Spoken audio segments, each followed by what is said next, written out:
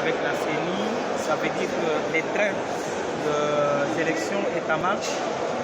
D'emblée, on peut savoir est-ce que votre mouvement politique est-il prêt pour ces élections?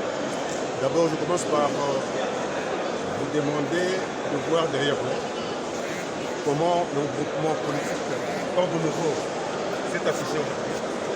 C'est pour vous dire que nous nous sommes rangés en ordre de bataille. Et nous vous disons sincèrement que nous allons participer activement à la majorité de 2020. Et je vous informe que nous avons pris le temps vraiment de nous organiser, parce qu'avec le président Félix Antoine Tshisekedi Tshilombo, nous pourrons espérer avoir des élections crédibles, libres, démocratiques et transparentes. Parmi les questions abordées, c'était aussi celle liée au seuil. Est-ce que Ordre Nouveau est-il aujourd'hui implanté sur l'étendue de la République? Nous sommes un parti national, rassurez-vous, implanté sur toute l'étendue du territoire national. Et je pense que l'avenir nous en dira, puisque, vous savez, on reconnaît une force... Non, qu'est-ce qu'on dit?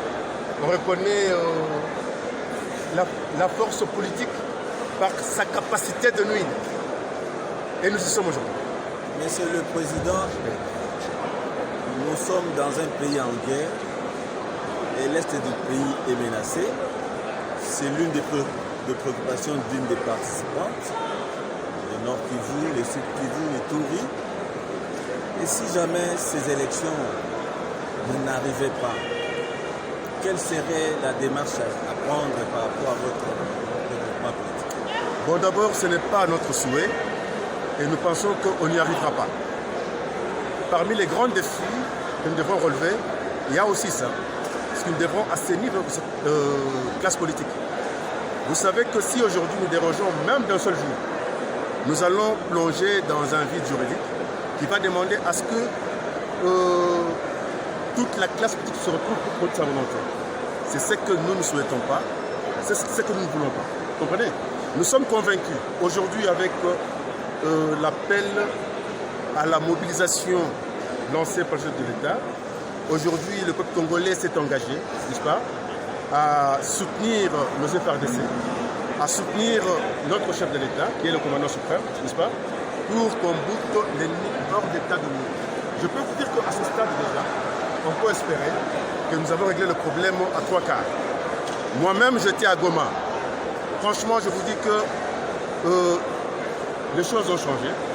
Les choses ont changé parce que la façon dont nous avons été reçus à l'aéroport par les hommes et les dames qui sont attachés à leur patrie, je me dis que non, il y a un vouloir vivre collectif congolais où le Congolais qui est à l'ouest se sent lié à celui qui est à l'est.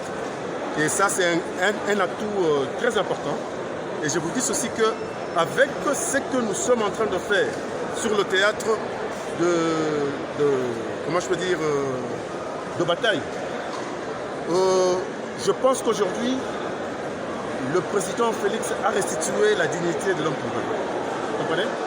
Rappelez-vous, à un moment donné, quand on était en train de nous narguer par les Rwandais à la télévision, n'est-ce pas? On était, comment je peux dire, qualifiés de tout et de rien. Mais aujourd'hui, je pense que les Rwandais commencent à nous respecter. Et la peur a changé de camp. Voilà, je vous remercie. Merci. Dernière question. Le président de la CENI a annoncé la publication de comment est-ce que